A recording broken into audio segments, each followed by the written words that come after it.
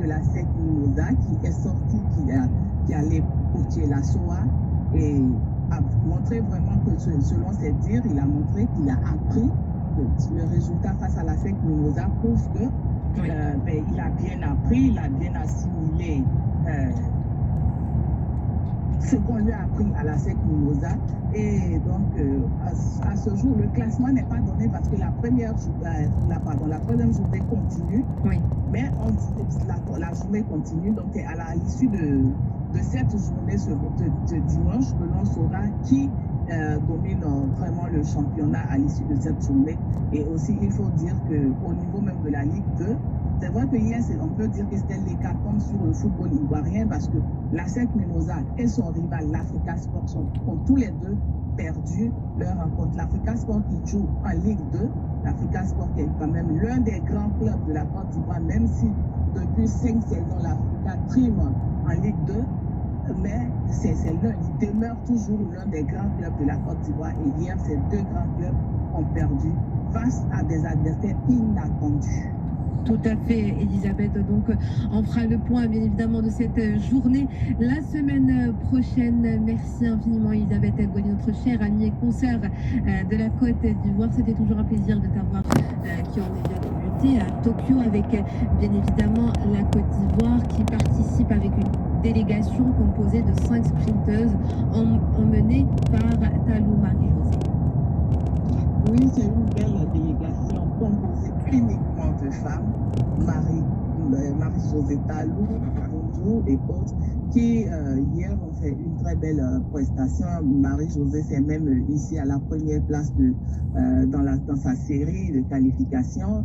Donc elle accède au demi-finale. Donc on espère qu'elle pourra faire encore une très belle prestation et puis remporter quand même cette Coupe du Monde parce qu'on sait que Marie-Josée est quand même à la porte de sortie, peut-être même si elle espère faire les prochains Jeux Olympiques, peut-être avant de dire au revoir au niveau international.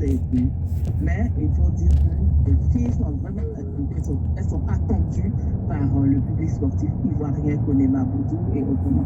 Elles sont attendues et on pense que elles sont bien attendues, elles ont bien démarré, donc on pense qu'elles pourront vraiment continuer sous le rythme qu'elles ont imprimé à ces débuts de compétition. On espère bon courage, bien sûr, à cette délégation ivoirienne 100% féminine, j'ai envie de dire, Elisabeth.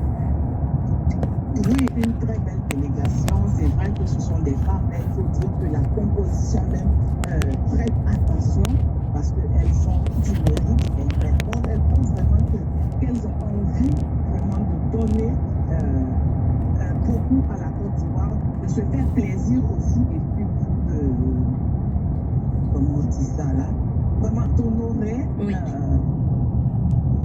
la Côte d'Ivoire et puis la fédération. Bien sûr, il y a vraiment du boulot à faire, il y a beaucoup de choses à faire, mais c'est un bon choix. C'est ça, ils ont eu le nez creux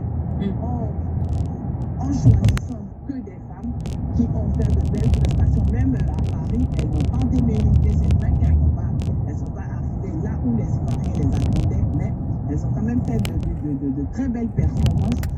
Elles ont même battu les records nationaux, ce qui est très important parce qu'il faut se fixer des objectifs. Soit on remporte, soit on bat au moins un record et c'est ce que ces jeunes dames-là font. Et c'est encourageant parce qu'il faut aussi qu'elles se frottent aux autres, aux plus performantes qu'elles, pour pouvoir acquérir de l'expérience. Donc c'est vraiment un bon choix.